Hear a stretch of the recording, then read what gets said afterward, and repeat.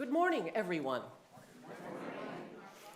And welcome to the Unitarian Universalist Congregation of Grand Traverse.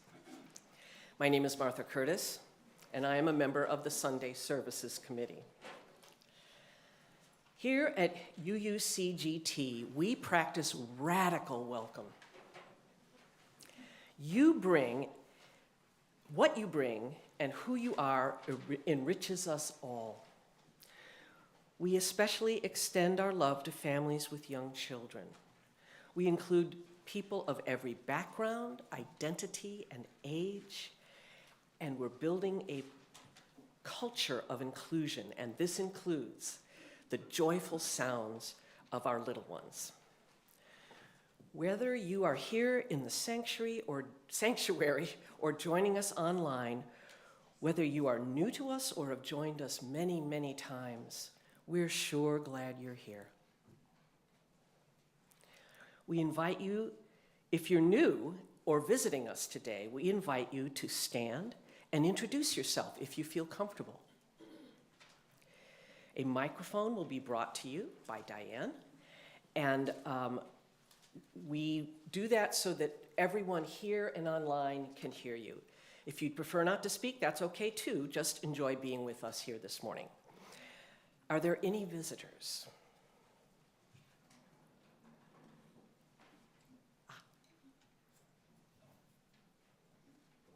Good morning. My name is Jake Morse. I live in Traverse City. Retired. First time I've been here.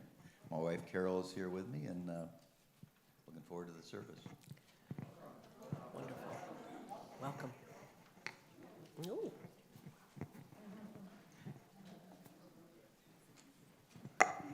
Hi everyone, good morning.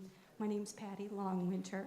I'm formerly from Traverse City, moving back here. I'm living in Long Beach, California, UU, Long Beach, and Pacific. All right.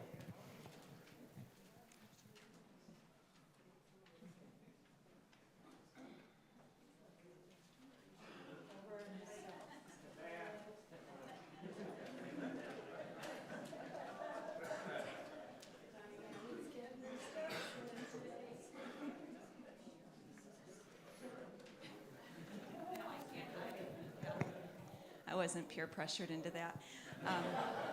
My name's Tina Metropolis. This is my first time here. I've lived in Traverse City for 9 years, and my friend encouraged me to stop by. Thank you.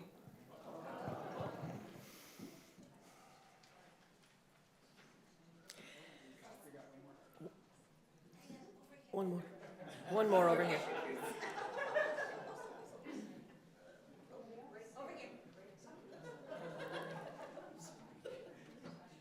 I peer pressured myself. My name is Erica Joy. I'm from Traverse City. This is my second time being here. My first time was Trans Day of Remembrance, which was lovely. And I'm here because of Chelsea Bentley, because she's an angel. Thank you.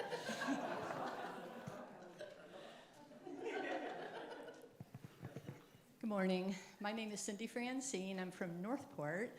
I actually came to this church for a few years back around 2001. It was just too far away to keep making that trip. But my mom lives here in Traverse, and so I'm visiting, and here I am this morning. So, thanks. So if you are new to us this morning, please, during the coffee hour after the service, grab a yellow mug. Isn't that great? And that helps us identify you so we can come and greet you, talk to you, find out more about you. Later in the service, we'll share joys and concerns of our community. You're invited to write yours in the book to your left, and they'll be read by a member of the Congregational Care Team, Carl Kyneth. You're also welcome to light a candle for your joy or concern at any point during the service. Now, I have a couple of brief announcements. The State Theater is showing a documentary entitled "No One Cares About Crazy People." It's based on Ron Power's book of the same name, and this is Wednesday, December 12th, 7 p.m. at the State Theater. This film ties into the theme of next week's service, which is on December 16th. Also, just to clarify, the community holiday sing-along for all ages with Angus MacDonald is next Friday, 6 to 8 p.m. That's December 12th, 6 to 8 p.m. And some of our calendars, 6:30. Thank you. Well, let's clarify. That even needs further clarification. 6:30, and that's on the sign in the front. There's different dates in different places, so 6:30. Okay. Now, in lieu of more spoken announcements, kindly refer to the insert in your program, because this is a great resource, and it is a full list of upcoming events and activities this week in the life of our community. So, together, let's gently set aside those many zooming thoughts from the week, and oh, what a week it was, and take a deep breath together.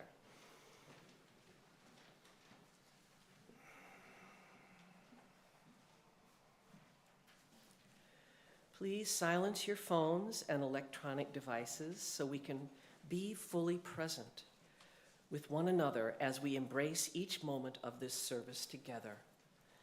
Let's worship.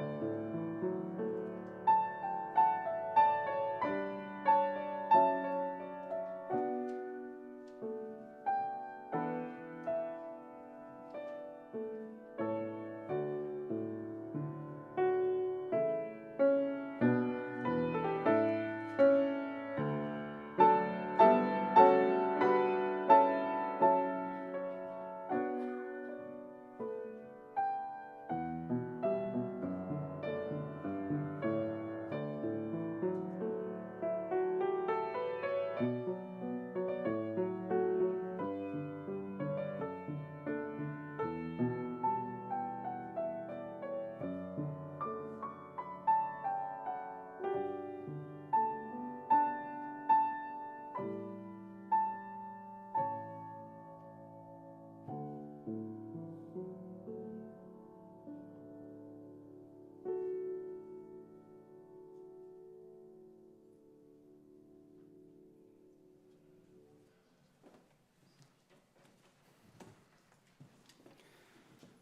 you are and wherever you are on life's journey, you are welcome here this morning. I'm Reverend Alex, the minister here at UUCGT. I use he and him pronouns. And as we settle in for this service, I invite you to hear these words on hope by the Reverend Gretchen Haley.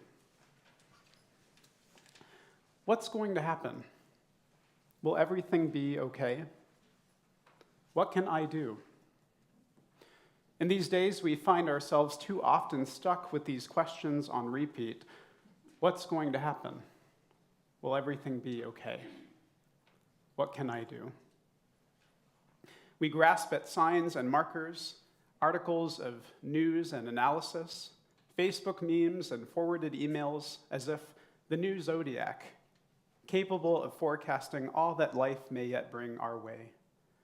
As yet, if we could prepare. As if life had ever made any promises of making sense, or turning out the way we'd thought, as if we are not also actors in this still unfolding story. For this hour we gather to surrender to the mystery, to release ourselves from the needing to know, the yearning to have it all figured out, and also the burden of believing we either have all the control or none. Here in our song and our silence, our stories and our sharing, we make space for a new breath, a new healing, a new possibility to take root.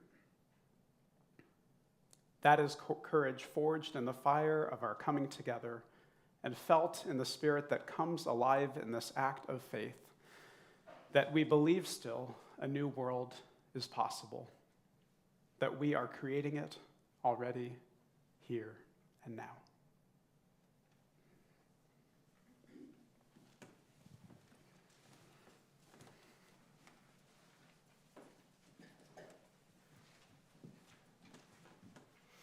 As we light the chalice, the symbol of Unitarian Universalism, please join me in reading our covenant words found in the back of your order of service.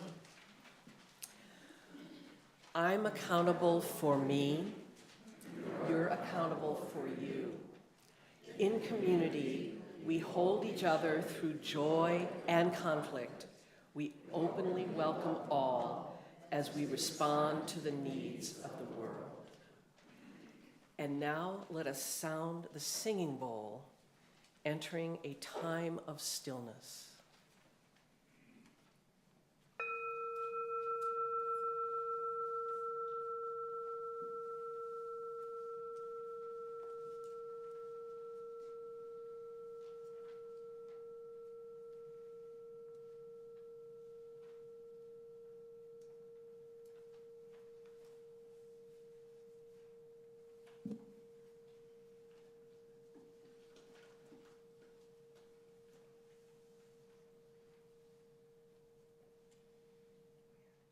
Would you please rise in body or in spirit and join me in singing this morning's hymn, number 225, from the Gray Hymnal, O Come, Emmanuel.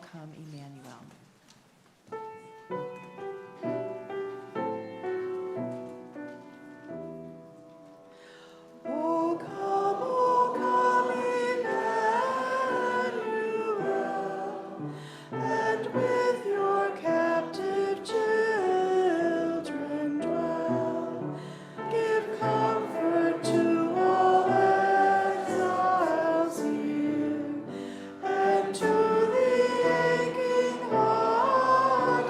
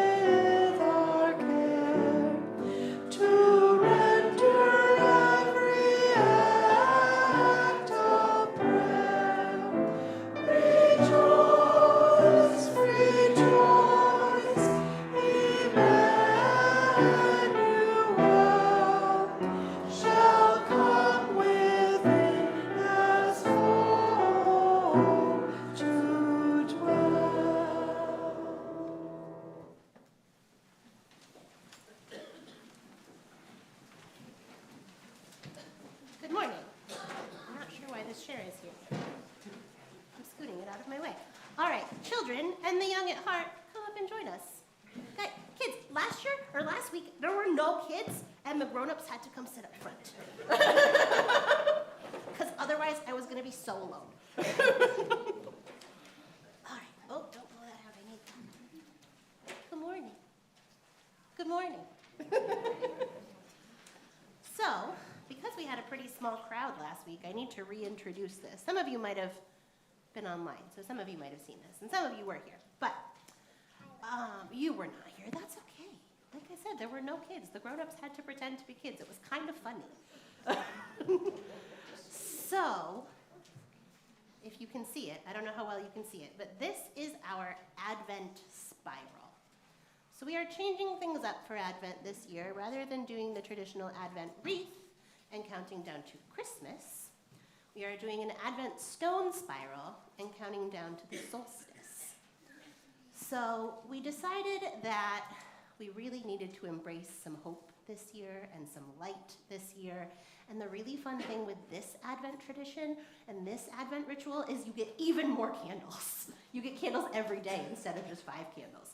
So, my friends that are up here, I'm going to ask you, so we have 1 candle that represents last Sunday, but we need to replace the next 6 candles to get to today. Yes, little light, I see your hand. Why is there dirt on here? It's sand so that the stones don't get all wobbly, so it just kind of helps hold them and the candles in place. That's an excellent question. Thank you for asking. So will each of you, and I will do one too, will you start from here and go around, and will you replace a rock with a candle? So here's a candle. One at a time, one at a time. I will take the rocks, thank you. So we should now have, what is today's date? Does anybody know? December 7th. So we should have 7 candles. Oh, I missed one. Thank you, Allie. I'll put my stones back in this glass bowl. Thank you. So these represent us getting closer and closer to the solstice. What happens at the solstice? Does anybody know? The winter solstice? It's the longest night. It is the longest night of the year. We are in deep, deep darkness. Who do I feel that? Does anybody else feel like we are deep, deep in the darkness? So, in the spirit of that, let's light some candles. I have a movement practice, but more of a stillness practice actually for us this morning. We're going to go opposite of our usual big movements, and we're going to be a little bit still this morning because I've found myself craving that. I know this season is really busy. Can I come to you in just a second? Okay, thank you. I see your hand and I acknowledge your hand. The season is really busy, especially for you all. Have you been to doing all of the holiday things? We've been very busy. Yeah, it's busy. But sometimes we just gotta be still. We just gotta bring it down. We can't do all the things, and that's hard. It's hard to not do all the things, but sometimes it's a really good practice to just pause and to be still. So that's what I'm going to invite us to do this morning. So I'm going to ask you to either close your eyes or soften your eyes. I'm going to ask you to reach out your hand and to find a light. That light could be a candle, it could be a star, it could be the moon. The moon was very full this week, it was beautiful. It could be the sun, it could be a moment in your week that somebody offered you light. So hold on to that light and then give it a little twinkle, a little sparkle in your hand. And we're going to pull that light into ourselves. So we're going to start at our feet. And we're going to imagine, and if you can reach your feet, great. If you're not that flexible or not feeling particularly bendy today, you can just kind of go down toward your feet with your twinkle. So imagine you're bringing that light in and your feet are made of light. And each breath you take helps them grow brighter. And now bring them up to your legs. Take a deep inhale. Imagine that light filling up your legs and glowing stronger with that hope. And now let your light rise into your belly, your back, your chest, your spine. Take another deep breath and your whole torso begins to shine.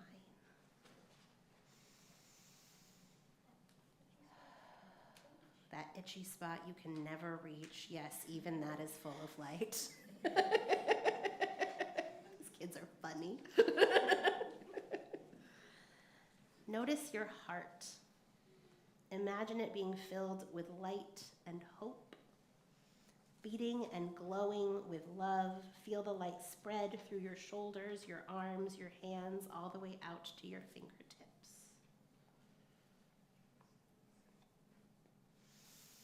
Now let the light move into your neck, your face, your head,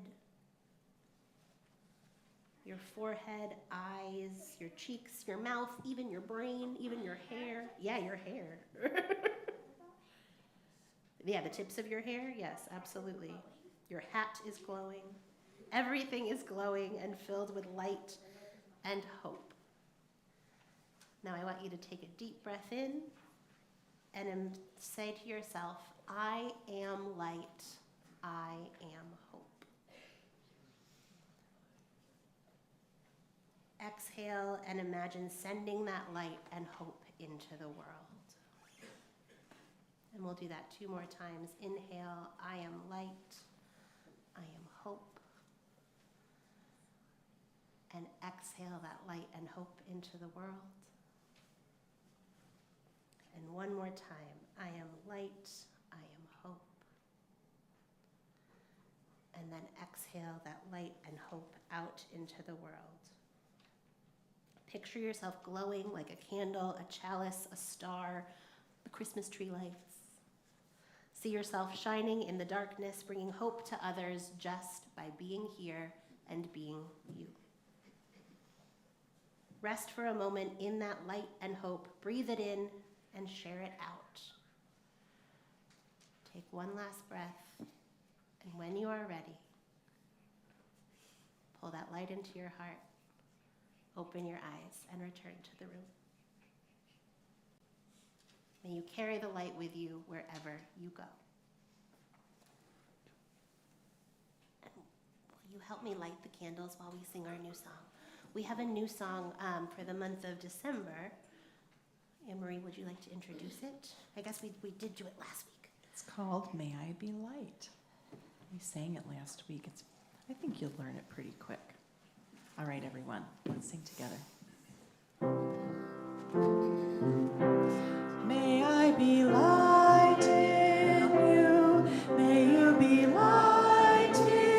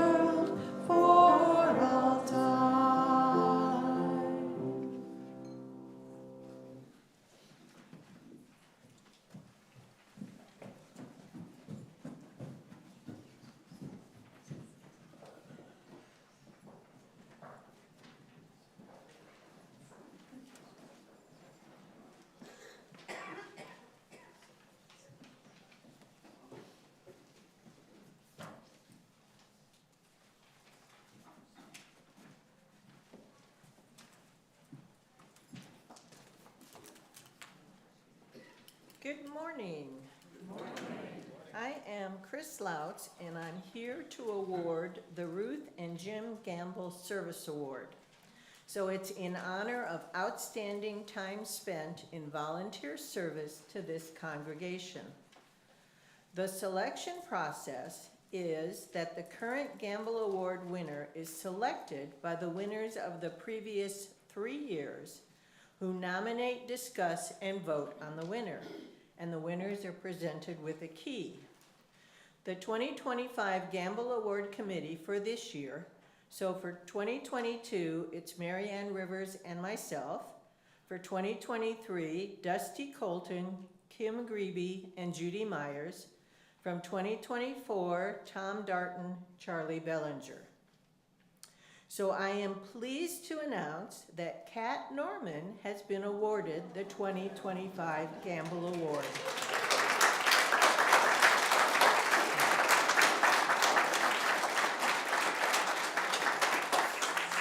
So I'll give you a list of some of the stuff she's done. She's been a vibrant, active member since joining in November of 2016.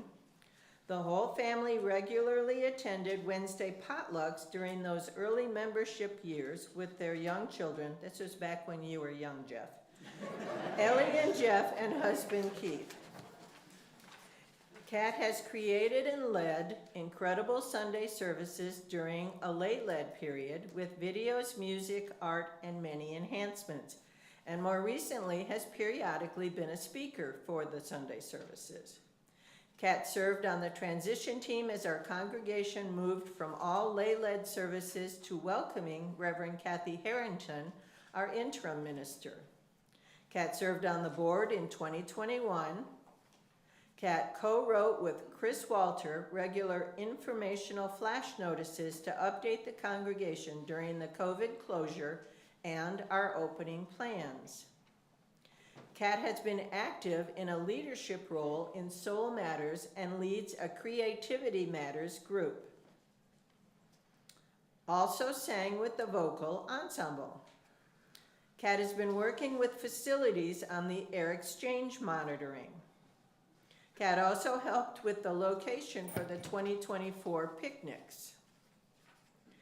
Kat is a current member of the Committee on Shared Ministry and has helped with teaching the Transforming Hearts class. The Going Deeper retreat that was held a couple of years ago, Kat was the primary organizer of the event. This was to share more about Soul Matters and offer engagement opportunities with the program. Kat has been and is an active in the participation of Trans Day of Remembrance vigils. Kat is a deep thinker who invites others all the time to think with them about congregational life, how we're doing things, etc., and always has articles and resources to share. Thank you to Kat for all you have done and are doing for our congregation. And please come forward.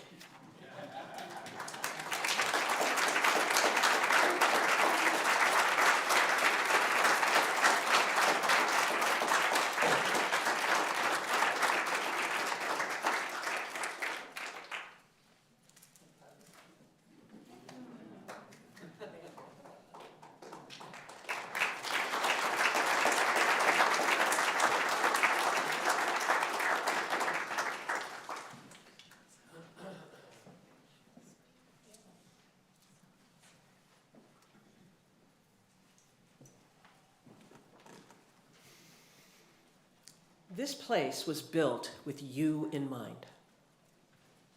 And it is your generosity that sustains this congregation.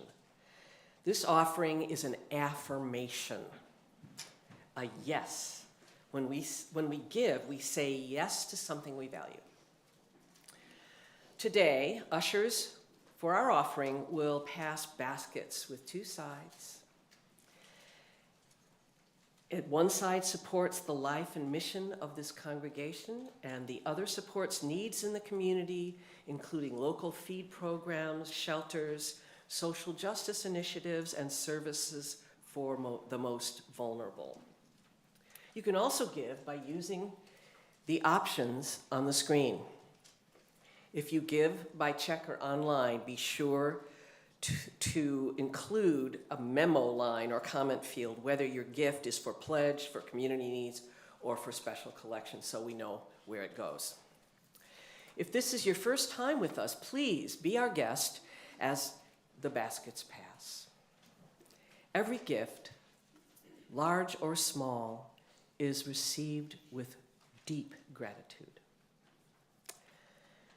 We now gratefully receive this morning's offering.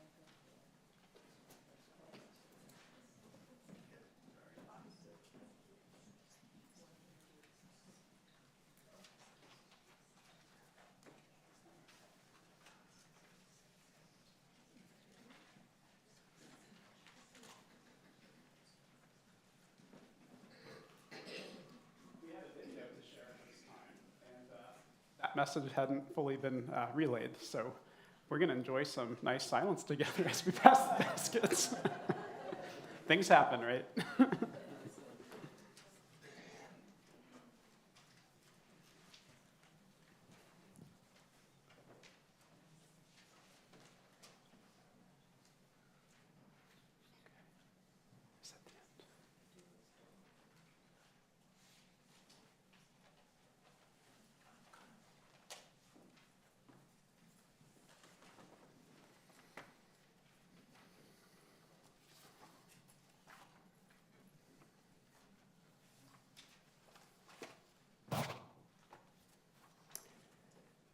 I'm Carl Kyneth, and a member of the Congregational Care Team. It is our practice as a religious community to set aside time in our service to name and honor the joys and concerns that mark our lives, the milestones and moments of our lived experience. I will be sharing the joys and concerns that have been offered up for us to hold on our hearts as we are gathered today. If you have a joy or concern that's a bit too heavy to share, I invite you to reach out to Reverend Alex or a member of our Congregational Care Team. You can identify us by our purple ribbons on our name tags. You can also light a candle at any time during the service or honor your joy and concern during our stone meditation, knowing that you are held in the loving hearts of this community. None of us is meant to travel life's journey alone. Here is what's been shared with this gathered community. Max Oldbear says, "Remember Pearl Harbor." Max Oldbear also writes, "A candle is lit for Peter Brower, who is in the pavilions in lengthy recovery from surgery." Jan Zerbel writes, "A special cousin, Joanne, fell and broke 4 ribs and a hip and is in terrible pain. Due to other medical issues and her age, the prognosis is not good." Dan Tholand writes, "Thanks to the members who set up the trees on Saturday and to John Mater for his work to make a tree stand put in place this morning." And an anonymous one, "Concerned for my mother, who could not believe me when I disclosed this week that her partner was my primary abuser in childhood."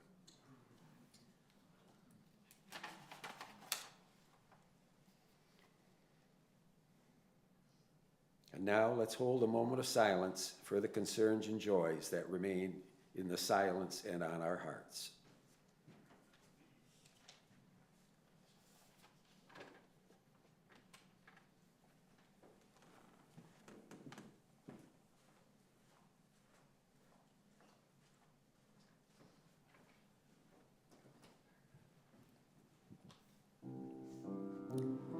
Now's the time for our stone meditation time. If you've got something on your heart, either joyful or sorrowful, that you're holding today, you're welcome to come forward and place a stone in our bowl here.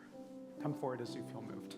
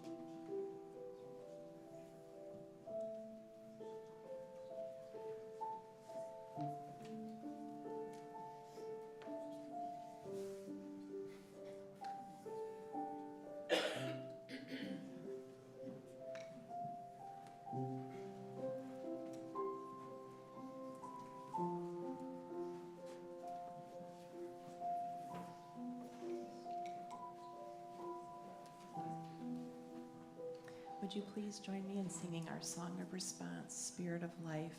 We'll sing it first in English and then in Spanish.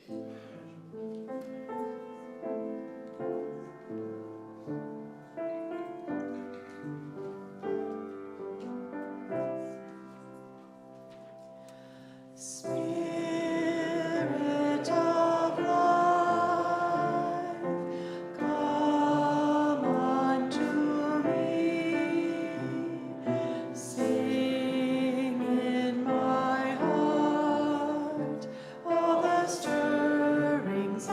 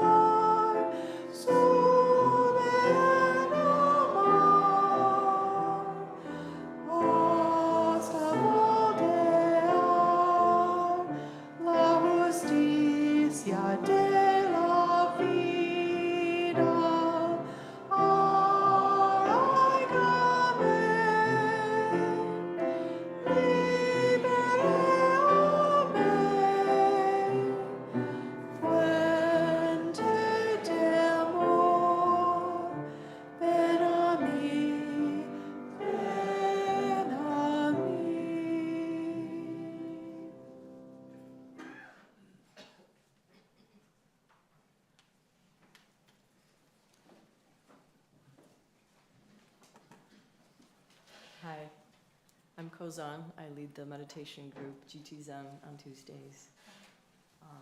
So our reading this morning is an excerpt from an article by Margaret Wheatley, an American Buddhist writer and teacher on the twin thieves of hope and fear. She writes, "For me and most of my colleagues, life these days is a roller coaster ride between hope and fear, oscillating wildly between what's possible and what is. We are fully engaged in being part of the solution, and then we plunge into despair at the enormity of the challenges and the fear that our efforts will fail. And yet, such a wild ride between hope and fear is unavoidable. Fear is the necessary consequence of feeling hopeful again. Contrary to our belief that hope and fear are opposites where one trumps the other." Yeah. Sorry.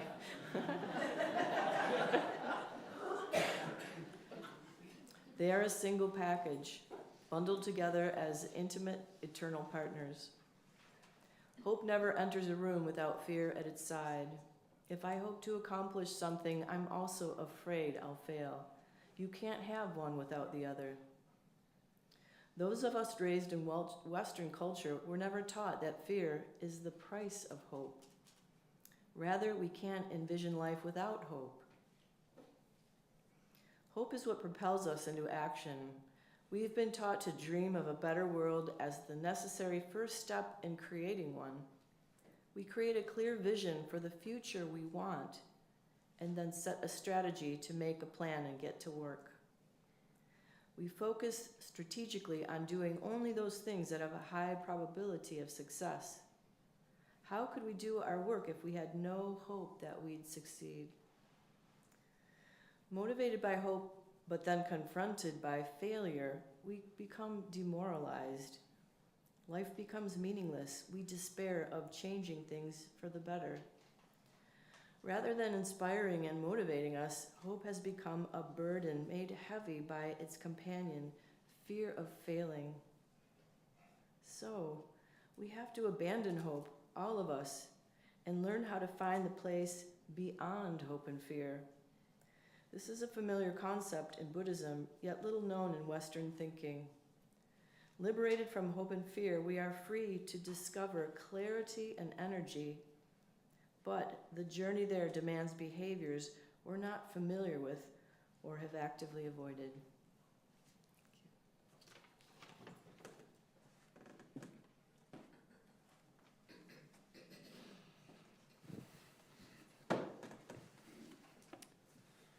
In approaching this morning's topic, I want to be honest with you that I've been wrestling a lot with our Soul Matters theme of choosing hope for this month. I'm trying to pin down what it is that's striking me about this theme, and upon hearing it, it might sound innocuous or what we've come to expect as we approach the holidays. Yet when I hear hope, I can't shake some of these lingering feelings about it.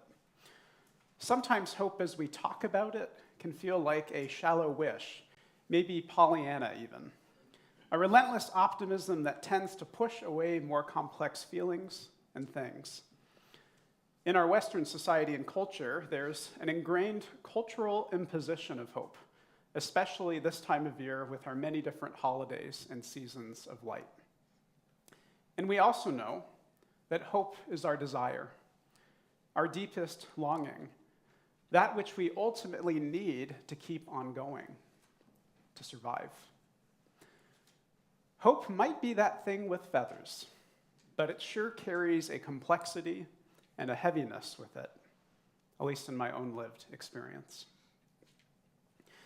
This morning, I want to center a different way of looking at hope, drawing from the Buddhist tradition, with this idea of hope and fear as these twin thieves, or twin bandits, as they're also known.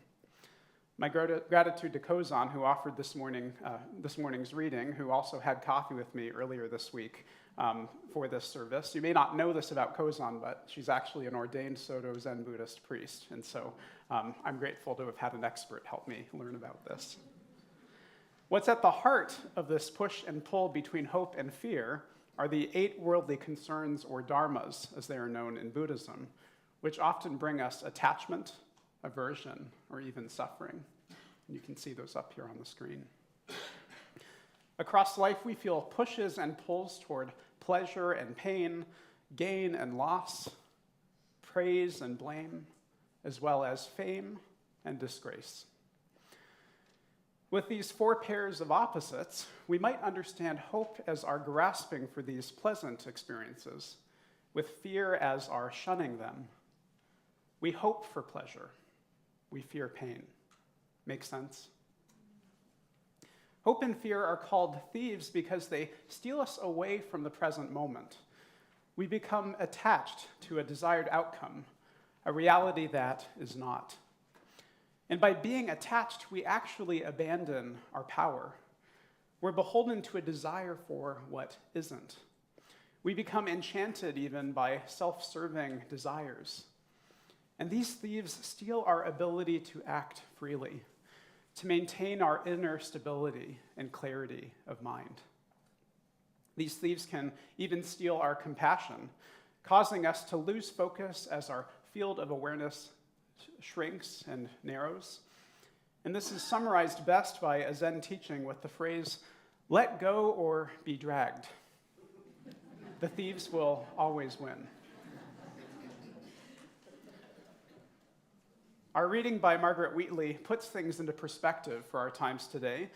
Life these days is a roller coaster ride between hope and fear, she writes, between what's possible and what is. Anyone else feel like they're on a roller coaster ride these days? Yeah.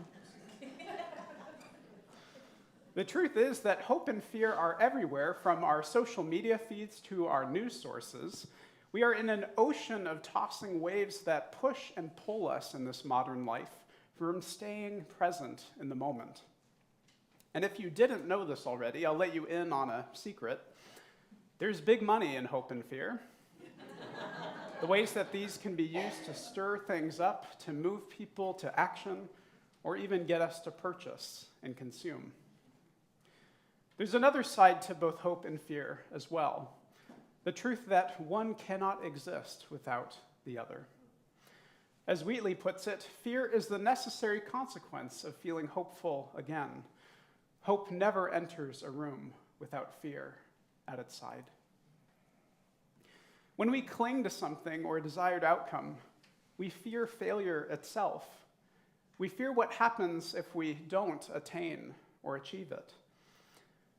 As much as the holidays bring with them tidings of great comfort and joy, they also have another side, sometimes called blue holidays. Anyone heard that before? So blue holidays refers to our experiences of sadness, loneliness, and grief during the holidays. Sometimes these are very intense experiences for us as well. And at this time when we have so many of these seasons of light, when our skies and land become their darkest and celebrations and gatherings bring us together to praise the light, sometimes this great focus on hope and light can omit the profound teachings of darkness. As we gather, space isn't always held for those of us who are grieving, for those who have lost their jobs or their marriages, for those who are unable to travel to be with loved ones. Times when we can feel our most vulnerable and alone. As we gather around tables and pour into crowded halls, we feel the pressure to put on a smile or a happy sweater, to be, or at least appear to be, happy and hopeful. The truth is, we're not always there. At the root of our deepest yearnings at this time of the year is that same dance of the thieves. The dance of attachment to a hopeful season in times of lengthening nights and growing darkness. Attachment to what no longer is, or what can no longer be. Grief itself is not the opposite of hope. It's love in a different key. And love is always a source of hope. Not the fragile kind, but the deep, living, and enduring kind. So how do we find hope when hope is hard to find? Is hope always the right choice, the right answer? As a hospital chaplain each week over at Munson, this tension between hope and fear is there in the lives of patients and families, as well as those of us who care for them.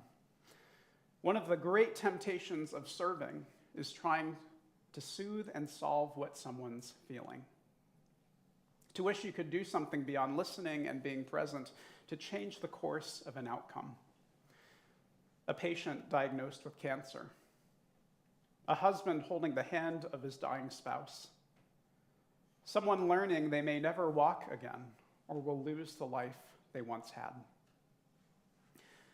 Tender and earnest prayers for miracles to happen. Family members feel this pressure too, and sometimes in the room you'll hear well-meaning but unhelpful gestures or platitudes, hoping to shift things for the better. Remarks like, "This is all part of a greater plan," or "We have to stay hopeful." When you're not in a hopeful place, being told to just try harder to find hope is more than just isolating. It's actually damaging. In a sense, it erases the lived experiences of trauma and suffering, or worse, it dismisses them as passing phases or illegitimate answers to real-life experiences. That the right answer is to be happy and hopeful, because it always is. Oh, how underprepared we are in our lives to encounter the real lived experiences of suffering in ourselves and in our neighbors, in the ones we love the most. How tempting it is to sidestep this tension because it feels like more than we can carry. Hope and fear are heavy things. Hope itself has many facets. There's a sharp distinction between what I'll call cultural hope and spiritual hope. Cultural hope is our future-oriented, success-driven, outcome-based hope that leaves us hurting and disappointed. Sometimes cultural hope is pretty performative too. Its opposite, spiritual hope, is grounded in the present. It's compassionate toward the complexities of life. Spiritual hope is known by way of practice and wrestling, rather than rote empty phrases or intellectualizing. It's the hope that lasts, that endures. We're also in the midst of the season of Advent, a season of anticipation, but also expectation. Chelsea's been sharing with us this beautiful spiral Advent calendar ritual, an earth-centered take on the Advent wreath as we count down the days to the winter solstice, replacing those stones with candles as we make our way along. Advent is a season of wrestling with both hope and fear, making space to hold both of these at once. Traditional readings at this time of the year focus on prophecies of radical justice for our world, for the world to be turned upside down, for those who are at the margins to be brought up, while those of high status are brought low. We hear these prophetic words often caught between hope and fear. At least I'm often caught there. How can such a radically different and liberated world still be possible when we feel the furthest from it? And at the same time, desiring with all of my heart for that better world to come, for justice to roll down like waters. Who's caught there with me? Well, Advent tells us that we have to wait. As frustrating as that can be for us to wait in the tension. The problem is we don't really like being told that we have to wait. This time of waiting is not passive, rather it's active and expectant. Advent teaches us that to hold and choose hope doesn't require certainty.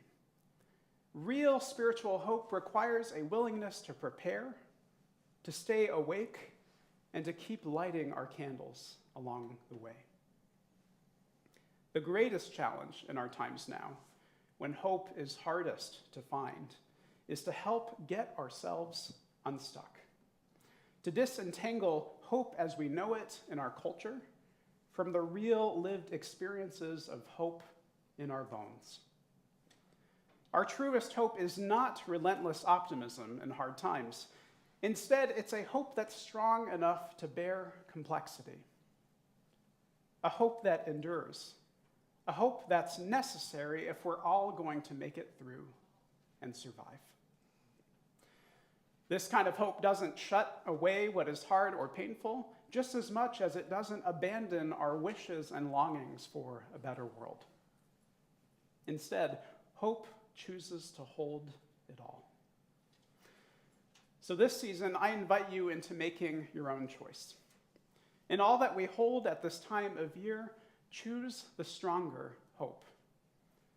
Make space in your gatherings and conversations for this living tension between hope and fear.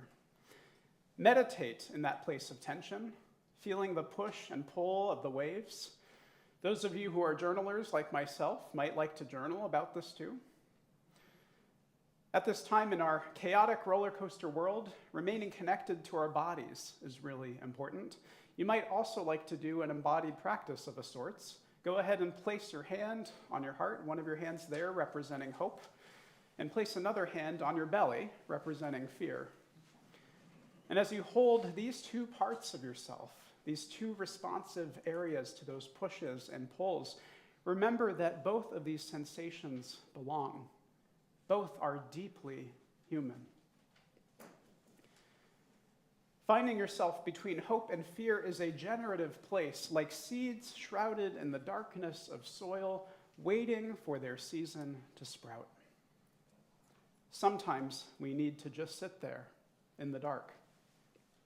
We must take care not to shortcut or short-circuit our inner emotional and spiritual work around hope and fear.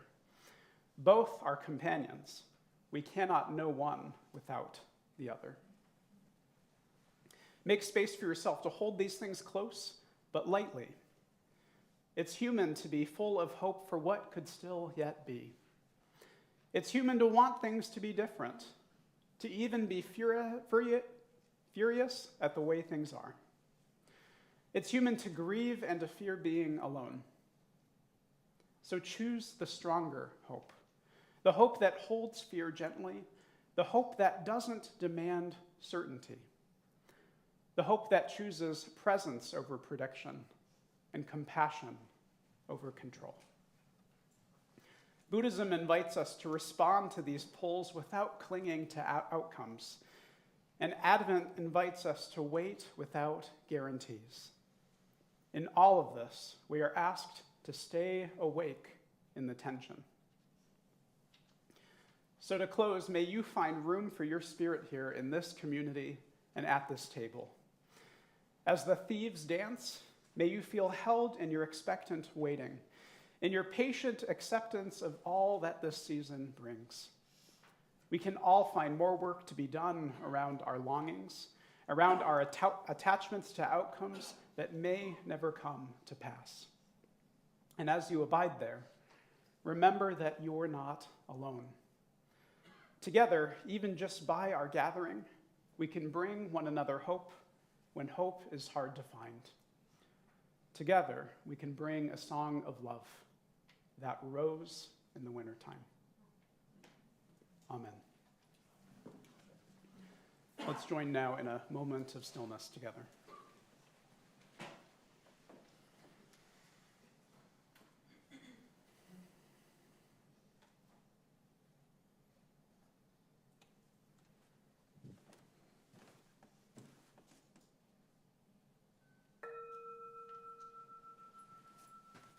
Would you please rise in body or in spirit? Join us in singing our closing hymn from the Gray Hymnal today, number 346.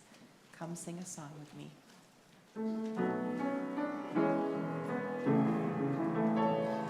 Come sing a song with me. Come sing a song with me. Come sing a song with me, and I might know your mind. And I'll bring you hope when hope is hard to find. And I'll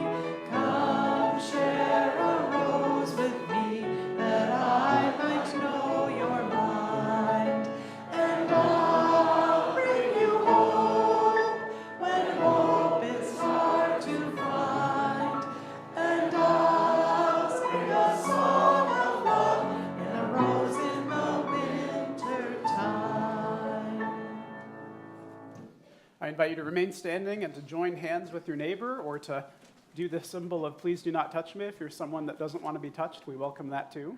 And those of you online are also welcome to outstretch your hands as Martha leads us in our releasing words. As we release the flame, may we carry within us its light and the warmth of this community. And may this bring us clarity, presence, awareness, and energy. And in the spirit of covenant, community, and commitment, may we be made ready to serve one another and create that world we so desperately dream of. Go in peace and pass on the light.